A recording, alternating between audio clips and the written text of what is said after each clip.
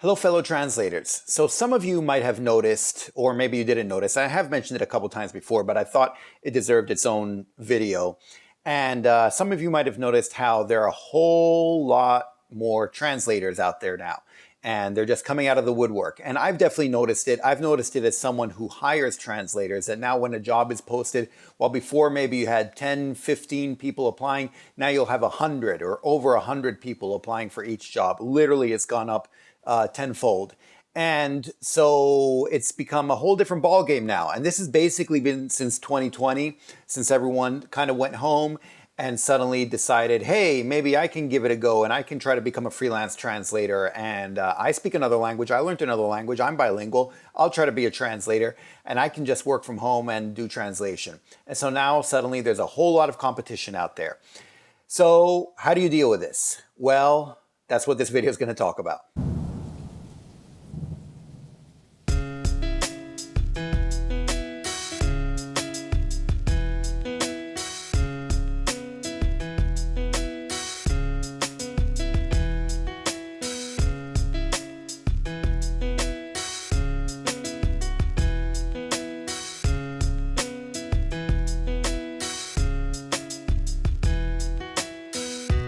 So there are a couple things I wanted to mention. First of all, don't despair. And I know that's sort of the first thing that happens. A lot of people panic, a lot of people despair, a lot of people are worried that now they're just going to get lost in the sea of applicants and that they won't be able to get a job because they won't even be noticed. And first of all, I want to tell you not to despair. But there are a couple things you should keep in mind because it's true, you can very easily get lost in this sea of applicants and not get noticed. But there are a couple things you can do to make sure that that doesn't happen to you. And first of all, the first thing you should keep in mind, the first thing you should do is you need to be professional from the start. Every single aspect of you needs to be professional. So by this, I mean that your online profile needs to be professional, your CV needs to be professional, your initial contact with the client, whether it be a letter directly to them, a letter of introduction, a cover letter, something like that, it needs to be professional. Every single aspect needs to be professional. So first of all, you should keep in mind what's going on right now from the agency's point of view, from the people hiring you, right? Because if they need a translator in a certain language combination, or if they posted a certain job or something like that, suddenly they have hundreds of applicants or 100 applicants or whatever it might be, and they have all these new people coming at them. So what are they doing? Well, the first thing they're doing is they're looking for excuses to get rid of people, right? If you have 100 applicants, you can't possibly go through them in detail. So you're going to look for excuses to get rid of people. And what are some of these excuses? Well, first of all, if they can find any typos, any errors, anything that really does not pertain to what they're looking for, they'll use it as an excuse to get rid of that applicant. And so just keep in mind that this is what's going on. When people first look at your profile, your CV, your letter of introduction, your cover letter, whatever it might be, they're kind of just perusing it. They're just skimming through very quickly, trying to see if you're the right type of person or not. And so what does this mean? This means that you need to be professional from the start.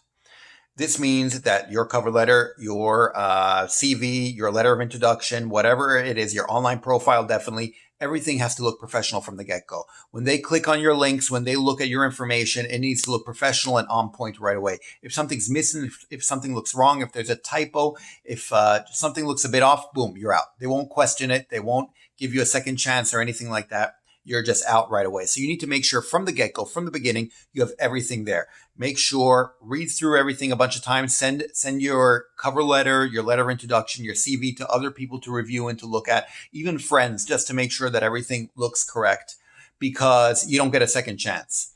And that's the thing. You need to make sure that you are being 100% professional in all of your contact with the client from the beginning. And this obviously is your online profile, your CV, but also if they decide to Google your name or anything along those lines. If they're assigning a big job, they want to make sure that the person they're hiring is worth it. So you need to make sure everything about you is professional. Another thing that you should do, because at the beginning, they're looking for excuses to get rid of your resume. Then they might still be stuck with 25, 30 resumes, right? And how are they going to decide who to hire? Well, at this point, you kind of want to stand out, but in a good way. You don't want to stand out by having a weird resume with weird colors. I always recommend not adding weird colors to your resume. Remember, a lot of people still print out resumes and those colors come out very weird. But you want to stand out in a professional way. So how do you do this? Well, it really depends, quite frankly. I generally recommend trying to find a niche, trying to find a specialization, and going for that specialization. So you can say that you are the best in the world at, game localization from Romanian to French or whatever it might be, And so even if and a lot of people try to find the biggest market, say, oh, I need to find out where there's most demand and try to go there. And I think that's the wrong approach. You need to niche. And you need to find your niche, and you need to become very, very good at your niche. And that way on your resume, you can say, I'm the best in the world at this. You don't have to word it that way, but you can show that that is your expertise. So when you're applying for a job in that specific field, in that specific industry, then you will be the obvious choice for them. And that is how you stand out professionally. And just keep in mind throughout all of this that there is much less room for error right now, and you need to get everything right at the beginning. And I've talked about this before as well. When I first started out, I made a ton of mistakes. I was making mistakes all over the place. That's pretty much why I created the course and the book and I mean this channel even in the first place, because it was so annoying to me that no one was explaining how things should be done, especially when working online, working as a freelancer. And so I wanted to start doing that and start talking about and sharing with people what worked for me and what didn't, et cetera, et cetera.